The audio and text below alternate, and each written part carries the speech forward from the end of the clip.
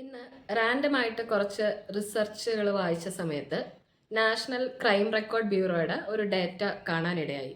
അതിൽ പറഞ്ഞിരിക്കുന്നത് ഇന്ത്യയിൽ 2024 14,488 വിദ്യാർത്ഥികൾ ആത്മഹത്യ ചെയ്തു എന്നാണ്. അതായത് രാജ്യത്ത് നടക്കുന്ന മുഴുവൻ ആത്മഹത്യയുടെ 8.5% നടക്കുന്നത് വിദ്യാർത്ഥികളിലാണ് എന്നുള്ളതാണ് ആ കണക്ക് സൂചിപ്പിക്കുന്നത്. ഓരോ കുട്ടിയും ഓരോ കുടുംബത്തിൻ്റെയും സമൂഹത്തിൻ്റെയും പ്രതീക്ഷയാണ്.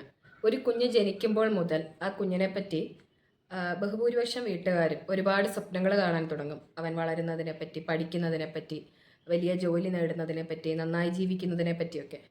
പക്ഷേ ഈ പ്രതീക്ഷകളെ എല്ലാം അസ്ഥാനത്താക്കിക്കൊണ്ട് സ്വയം തിരഞ്ഞെടുക്കുന്ന മരണത്തിലേക്ക് അവർ കടന്നു പോകുന്നത് എന്തുകൊണ്ടായിരിക്കാം എന്ന് ചിന്തിച്ചിട്ടുണ്ടോ?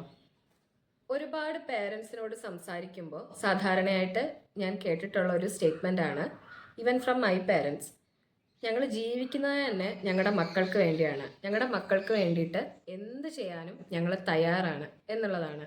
ലിറ്ററലി അവർ അത് തന്നെയാണ് മീൻ ചെയ്യുന്നത്. മക്കൾക്ക് വേണ്ടി എന്ത് ചെയ്തു കൊടുക്കാനും ഓൾമോസ്റ്റ് എല്ലാ പേരൻസും തയ്യാറാണ്. പക്ഷെ അവരുടെ നന്മയെ കരുതി ചെയ്യുന്ന എല്ലാ കാര്യങ്ങളും ആത്യന്തികമായി അവരുടെ നന്മയിലേക്ക് തന്നെയാണോ നയിക്കുന്നത് എന്നുകൂടി നമ്മൾ ചിന്തിക്കേണ്ടതുണ്ട്. തൻ്റെ മക്കളെ യാതൊരു ബുദ്ധിമുട്ടും അറിയിക്കാതെ വളർത്തുക എന്നുള്ളത് ഓരോ രക്ഷിതാവിൻ്റെയും ആഗ്രഹമാണ്.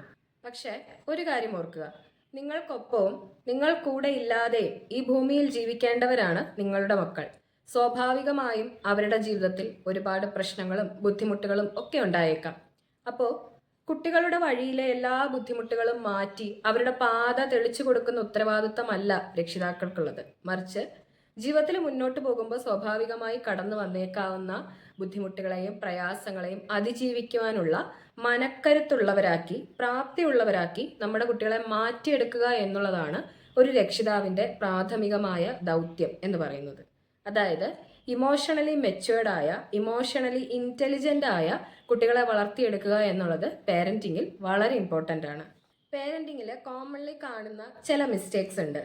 അതായത് കുട്ടികൾക്കൊരു ചെറിയ ഡിസ്കംഫേർട്ട് ഉണ്ടെങ്കിൽ കൂടി അതിനകത്ത് കയറി ഇടപെട്ട് ആ ഡിസ്കംഫേർട്ട് മാറ്റി കൊടുക്കുവാനുള്ള ചില പേരൻസിൻ്റെ ശ്രമം. ഇപ്പോൾ ഒരു ഉദാഹരണം പറഞ്ഞാൽ, കുട്ടികൾ ഹോംവർക്ക് ചെയ്തില്ലെങ്കിൽ കുട്ടികളെക്കാട്ടി ടെൻഷൻ പേരൻസിനായിരിക്കും. അപ്പോൾ അവർ ഹോംവർക്ക് ചെയ്യാതെ കിടന്നുറങ്ങുവാണെങ്കിൽ അത് പേരൻസ് ഇരുന്ന് ചെയ്തിട്ട് കുട്ടികളുടെ ബാഗിൽ എടുത്ത് വെക്കുക, അങ്ങനത്തെ പ്രവണതകൾ ചിലർ കാണിക്കുന്നത് കാണാറുണ്ട്.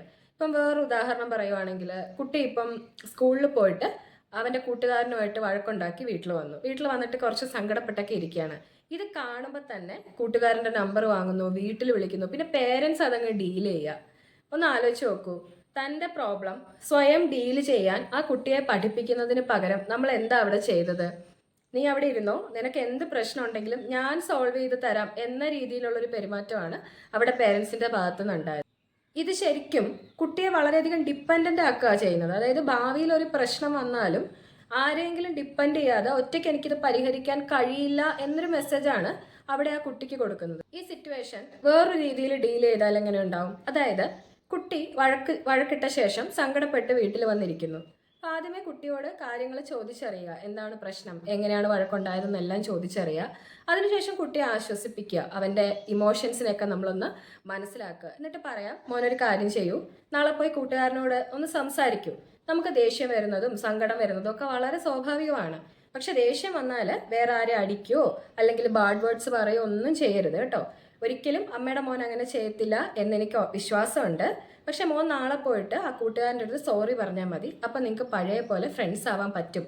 ഈ രീതിയിലാണ് ഈ വിഷയം ഹാൻഡിൽ ചെയ്യുന്നത് എങ്കിലുണ്ടാകുന്ന വ്യത്യാസം ഒന്ന് നോക്കിയാലോ. ആദ്യം തന്നെ ആ കുഞ്ഞിനുണ്ടായ വിഷമത്തെ പേരൻസ് മനസ്സിലാക്കുന്നു എന്നുള്ളൊരു വിശ്വാസം കുട്ടിക്ക് കിട്ടുന്നു. അതായത് കുട്ടിയുടെ ഇമോഷൻ അവിടെ വാലിഡേറ്റ് ചെയ്യപ്പെടുകയാണ്. രണ്ടാമത്തെ കാര്യം, എന്ത് പ്രശ്നം ഉണ്ടായാലും എൻ്റെ രക്ഷിതാവിൻ്റെ അടുത്ത് പറഞ്ഞാൽ അതിനെ ഒരു ഭീമാകാര വിഷയമാക്കാതെ അതിനെ നന്നായി ഡീൽ ചെയ്യുന്ന പേരൻസ് ആണുള്ളത് എന്നൊരു ആത്മവിശ്വാസം കുട്ടിക്ക് ലഭിക്കുന്നു. മറ്റൊന്ന്, ഇവിടെ കുട്ടിയോട് തന്നെ നമ്മൾ പറയുകയാണ് അവൻ്റെ പ്രശ്നം സോൾവ് ചെയ്യാൻ. അപ്പോൾ സ്വന്തം പ്രശ്നം സ്വന്തമായിട്ട് സോൾവ് ചെയ്യുന്നതിലൂടെ അവനൊരു ആത്മവിശ്വാസവും ഒരു സെൽഫ് എസ്റ്റീമും ഒക്കെ വളരാൻ ഇത് സഹായിക്കുന്നുണ്ട്.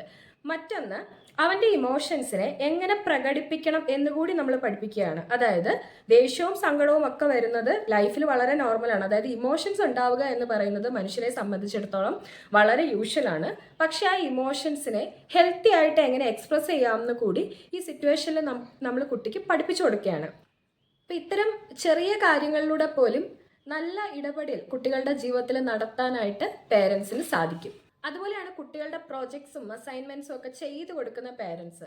ഇപ്പോൾ നാളെയാണ് സബ്മിഷൻ ഡേറ്റ് എങ്കിൽ കുട്ടി അത് ചെയ്തിട്ടില്ല എന്നുണ്ടെങ്കിൽ ഇന്നിരുന്ന് ഭയങ്കര വെപ്രാളം പിടിച്ച് പേരൻസ് ഇരുന്ന് ചെയ്തു കൊടുക്കുക, രാവിലെ അതെടുത്ത് കൃത്യമായിട്ട് ബാഗിൽ വെച്ച് കൊടുക്കുക. ഇപ്പോൾ ഒരു ദിവസം അവൻ കറക്റ്റ് ടൈമിൽ പ്രോജക്റ്റ് സബ്മിറ്റ് ചെയ്തില്ല എങ്കിൽ പരമാവധി എന്താ സംഭവിക്കുക? ഒരുപക്ഷെ ടീച്ചർ അതിൻ്റെ എക്സ്പ്ലനേഷൻ ചോദിച്ചേക്കാം, ചെറിയ ചില പണിഷ്മെന്റ് കൊടുത്തേക്കാം. അതിലെന്താണ് പ്രശ്നം? അങ്ങനെയല്ലേ കുട്ടികൾ റെസ്പോൺസിബിലിറ്റി പഠിക്കുക.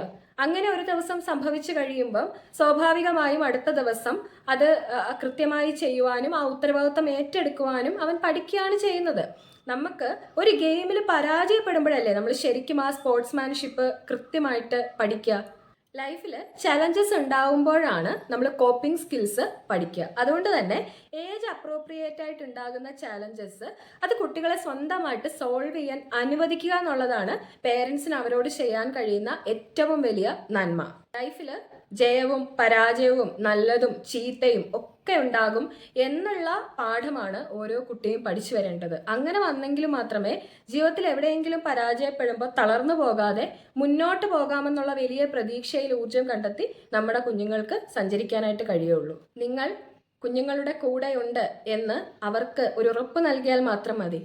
നിങ്ങളുടെ കുട്ടികൾക്ക് വേണ്ടത് നിങ്ങളുടെ ആ ഉറപ്പ് മാത്രമാണ്. Thank you.